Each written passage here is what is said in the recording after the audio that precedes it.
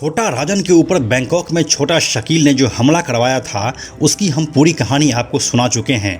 उस कहानी का लिंक हम नीचे डिस्क्रिप्शन में दे रहे हैं, आप उसे देख सकते हैं। उस कहानी में हमने आपको बताया था कि कैसे शकील ने उस हमले की प्लानिंग की थी और कितने दिनों के बाद राजन पर अटैक किया गया था। हालांकि उस हमले में राजन बाल बाल बच गया था। उस एक हमले के बाद जिस शूटर ने मुंबई अंडरवर्ल्ड की दुनिया में सबसे ज़्यादा नाम कमाया वह है मुन्ना झिंगड़ा। उत्तर प्रदेश के एक छोटे से गांव में जन्मा मुन्ना कैसे मुंबई अंडरवर्ल्ड में शामिल हुआ और फिर वह किस तरह से छोटा शकील का सबसे भरोसेमंद शूटर बन गया, यही सब हम देखने वाले हैं आज के इस वीडियो में पूरे विस्तार से। नमस्कार, मेरा नाम है प्रशांत और आप देख रहे हैं बेजोड़जोड़ा.com का यूट्यूब चैनल। मुन्ना झिंगड़ा 70 के दशक में उत्तर प्रदेश में जन्मा था। वह काम के सिलसिले में मुंबई गया। मुंबई में वह जोगेश्वरी में रहने लगा। इस समय यह शहर बॉम्बे के नाम से जाना जाता था। यह 80 का दशक चल रहा था और बॉम्बे में अंडरवर्ल्ड अपने पूरे शबाब पर थी। मुन्ना झिंगड़ा को अंडरवर्ल्ड पसंद आने लगा। उस समय की युवाओं को अंडरवर्ल्ड की दुनिया बहुत ही ग्लैमरस और अमेजिंग लगती थी। उनको लगता था कि अंडरवर्ल्ड में शामिल होकर वह हर उस चीज को हासिल कर सकता है जिसकी उसको चाहत है।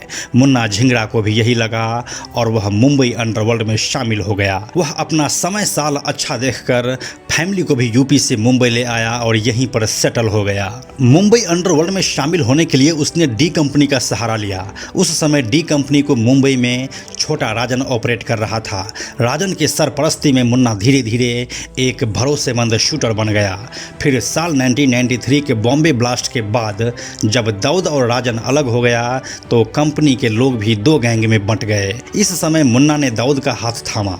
दाऊद अपने हर खास लोगों को दुबई बुला लेता था और उनको वहीं पर रखता था। यही वजह थी कि मुन्ना भी अब दुबई का रुख कर चुका था। मुन्ना दुबई जाकर छोटा शकील के साथ काम करने लगा। समय के साथ वह शकील का सबसे खास और भरोसेमंद शूटर बन चुका था। डी कंपनी का दुबई में कई इलीगल बिजनेस चल रहा था जिसमें मुन्ना भी शामिल था। इसी बीच छोटा शकील राजन को मारने की प्लानिंग करने लगा। खबर मिली कि राजन इस समय बैंकॉक में छुपा हुआ है। शकील ने अपने आदमियों को तैयार करना शुरू कर दिया। जब शूटर को तैयार करने की बारी आई तो शकील के दिमाग में सबसे पहला नाम मुन्ना झिंगड़ा का ही आया था। इसके पीछे की दो वजह थी।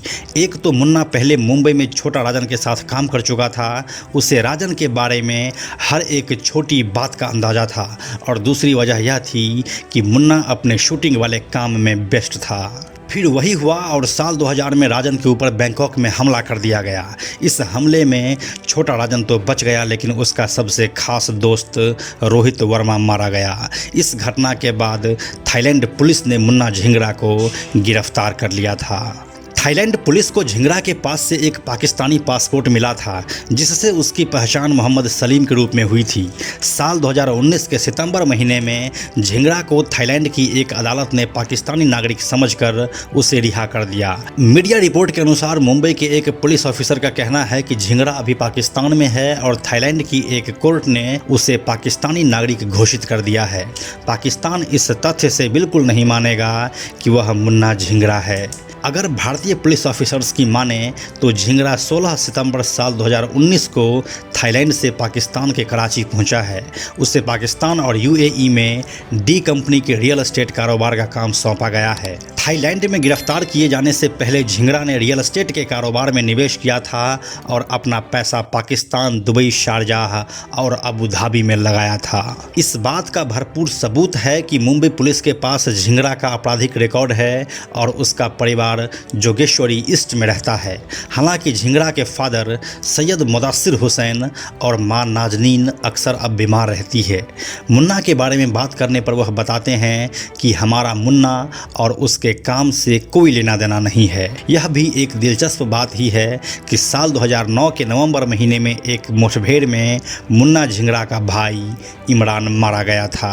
गैंगस्टर छोटा शकील के मुख्य शूटर मुन्ना झिंगड़ा के प्रत्यर्पण की मांग करने वाली भारत की याचिका को थाईलैंड कोर्ट ने यह कहते हुए खारिज कर दिया था कि यह हिंदुस्तानी नहीं बल्कि पाकिस्तानी नागरिक है। इसके बाद भारतीय एजेंसियों का कहना है कि थाईलैंड की अदालत के आदेश के बाद मुन्ना झिंगरा को भारत वापस लाना लगभग असंभव हो गया है। अभी मुन्ना पाकिस्तान में है और डी कंपनी के साथ काम कर रहा है। तो यही थी अंडरवर्ल्ड के शूटर मुन्ना झिंगरा की अब तक की पूरी कहानी। इस कहानी के बारे में अपनी राय आप हमें कमेंट सेक्शन में बता सकते हैं। इसके साथ ही मुंबई अंडरवर्ल्ड से जुड़े सभी वीडियोस को देखने के लिए हमारे मुंबई अंडरवर्ल्ड वाले प्लेलिस्ट को जरूर देखें। अंत में एक और ज़रूरी बात, हमने बेजोड़ जोड़ा का एक टेलीग्राम चैनल भी बनाया है जहां आपको हमारे सारे वीडियोस के लिंक सबसे पहले मिल जाएंगे। इसलिए आप लोग टेलीग्राम पर भी हमसे जुड़ें। टेलीग्राम पर हमसे जुड़ने के लिए सिंपली आप टेलीग्राम ऐप के सर्च में जाकर बेजोड़ जोड़ा लिखिए और चैनल पर जाकर ज्वाइन बटन क्लिक कर दीजिए। आप हमसे जुड़ जाएंगे। यह वीडियो अगर आपको पसंद आया तो इसे लाइक और शेयर जरूर करें।